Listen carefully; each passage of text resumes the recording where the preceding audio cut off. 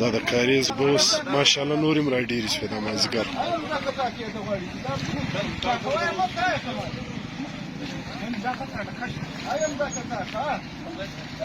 ماشاءالله ډېرې رازیاتې شوې دا ځوانان پر لګیا دي اوس یې سموي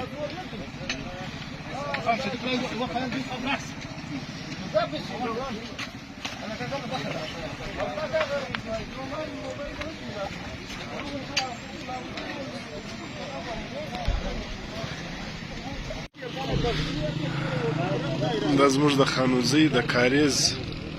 هغه زوړ ځای دی انشاءالله الله مهربانه دی دغه ځای سور صفا کړي کاریز به بیا دلته بیا روان یې الله